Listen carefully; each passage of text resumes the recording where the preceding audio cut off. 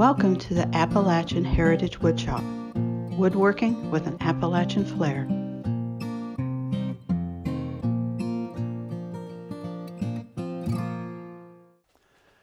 This is Gerald Vance with the Appalachian Heritage Woodshop.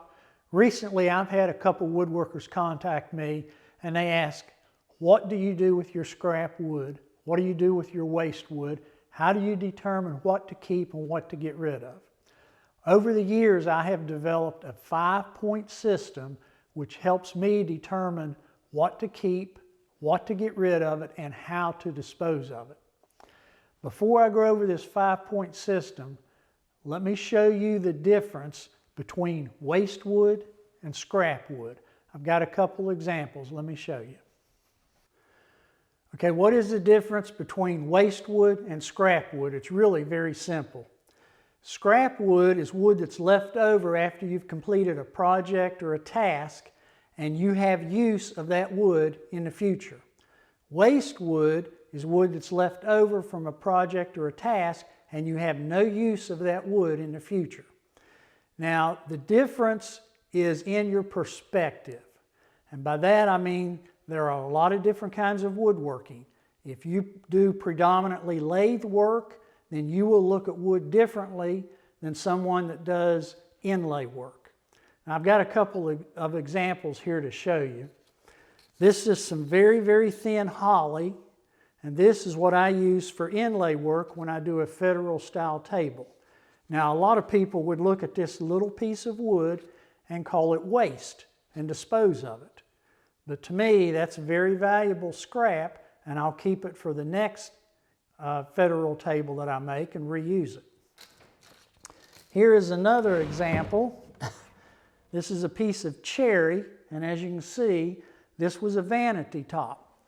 A friend of mine remodeled a bathroom and they removed this. So they considered this waste and they wanted to just dispose of it. They contacted me asking how to dispose of it, and obviously I can use this. So the difference between waste and scrap is really in your perspective. So if you follow these 5 criteria that I've developed, it'll help you recognize what you consider scrap, what you consider waste, and how to deal with it. The first item on my 5-point system that helps you determine what is waste and what is scrap is to know the capacity of your tools. The planer here is a good example. You should never feed a piece of wood through your planer that is shorter than the distance between the in-feed and the out-feed roller. For this particular planer, that's 12 inches. So I do not feed any wood that's shorter than 12 inches through my planer. Now I know there's jigs you can use and all that, but I just use the general rule, nothing shorter than 12 inches goes through my planer. Now here I have a cutoff from an 8-quarter piece of ambrosia maple, which I dried in my kiln. It's about 13 inches wide. It's only 8 inches long, and of course it's 2 inches thick. It's a nice piece of wood. It does have a little split there. But this is too short to put through my planer. Since I'm predominantly a furniture builder, this is not worth my time or effort to try to salvage this and use it for something else. So I call this waste. However, a lathe turner would really like to have this piece.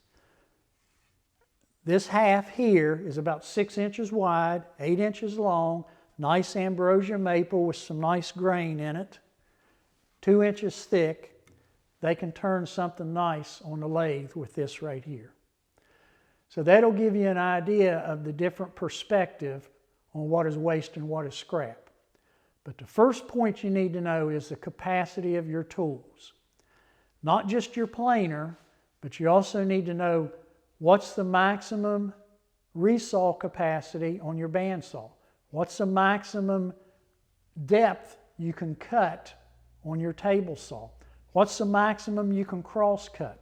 What's the maximum you can turn on your lathe? What's the maximum length you can turn? So you need to know all of this information so that when you have a piece of wood, you can look at it and immediately know whether it can or cannot be machined. Okay, the second item on my list of 5 criteria to help you determine what is scrap and what is waste is very simple. You need to know your skill level, and you need to be truthful with yourself. Do you possess the skill and the knowledge to be able to rip material this thin to use it for inlay? If you don't, then this right here is not of any value to you.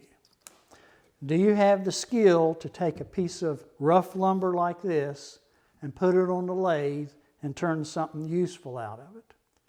So knowing your skill level will help you determine what is waste and what is scrap. Now, having said that, you need to be aware that utilizing scrap is the best opportunity to expand or practice new woodworking methods. When you're using scrap, it's no big deal if you mess up. You're not ruining a piece of valuable wood. So scrap is a good opportunity to expand your woodworking skill set. So the second item, remember, is know your skill level. So now let's look at item number 3. The third item on my list is wood storage. Everybody that has a shop has some type of a wood storage system. That wood storage system has a maximum capacity. Now let me explain what I mean to that. Those people that know me know that I live on a farm. I have a wood storage building on the other end of my farm that I keep most of my wood in. I only bring the wood into the shop as I need it. So I have a very small storage capacity here in the shop. As you can see behind me, I have a rack on the wall. I have some drums here that I put some scrap in. I keep a fiber drum over by my bandsaw to throw stuff in as I cut it. I keep a piece over at my cutoff saw that I throw pieces in, and I keep a container over by my lathe. So the wood storage system that you have is going to reach its capacity. When it reaches its capacity, then that's going to determine whether you keep more scrap or declare it waste and get rid of it. If you have material in your shop and you have to continually move it around to utilize your shop, then you need to rethink your work process. So your wood storage system is very, very important. It has a maximum capacity, and it is going to help you determine whether to keep something or get rid of something. Now, when mine gets full, I do what I call a shop purge.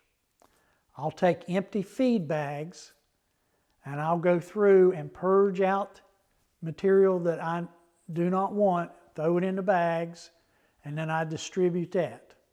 And that leads me to the next item on my list of how to determine what to keep and what to get rid of. Item number 4 on my list to help you determine what is scrap and what is waste. Does the material have value?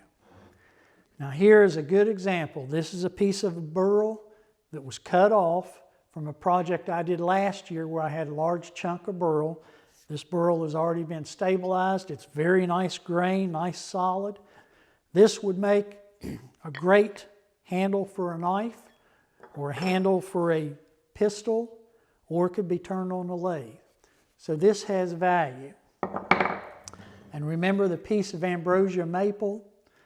This was too short to fit through my planer. So since I'm predominantly a furniture maker, I call this waste. But what I do is I take this and I put it over in the storage bin by my lathe, because this would be excellent to turn on a lathe. So you need to know whether the material is of value, not just to you, but to another woodworker. And that leads me to the last item on the list. The 5th item on my list to help you determine whether something is scrap or waste is really 2-part. So the first part I call networking. As a woodworker, you probably know other woodworkers in your area. If not, you should. And you should know whether those woodworkers are predominantly lathe turners, scroll sawers, furniture makers, inlay, whatever. You need to know what they do. So when you get inundated with material, you can contact them and say that you have a surplus of items that's of interest to a lathe turner. Now what you can do, you can either sell items to them, barter with them, trade with them, or even just give to them. So that's the first part. The second part, if you're a businessman and you rely on your woodworking as your sole income or primary income, then you need to ask yourself, how can you convert this wood, the waste wood and the scrap wood, how can you convert that to a valuable product that you can sell to support your business?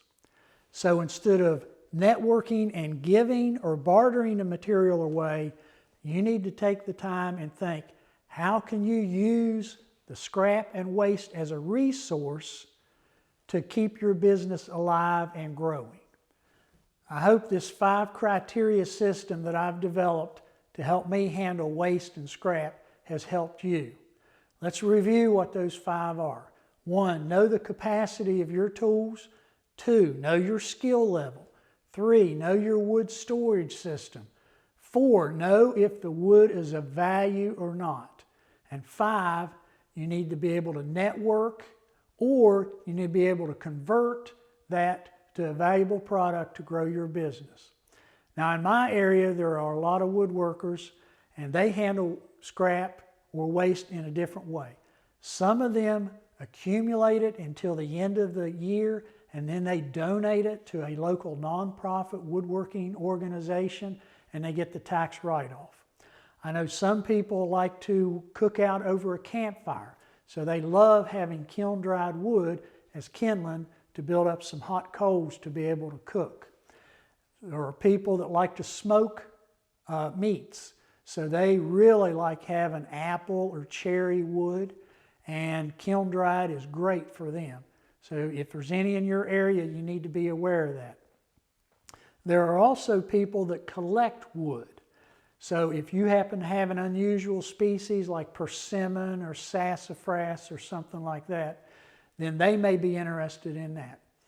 And another thing that some of the woodworkers I know do, they will keep pieces of their scrap and they will finish it, and then when a prospective client comes in, they can show them the type of finish they are talking about. And you can accumulate this for different species of woods as well as different types of finishes. So I hope this video has helped you evaluate the way you handle your waste or your scrap wood. So what I'd like for you to do, if you have a system, please share it. Contact Chad Stanton at Chad Stanton Fine Furniture. Let him know, or contact me, Gerald Vance at the Appalachian Heritage Woodshop, and let me know, and we'll share it and everybody will be able to learn from it. Remember, be proud of your Appalachian heritage.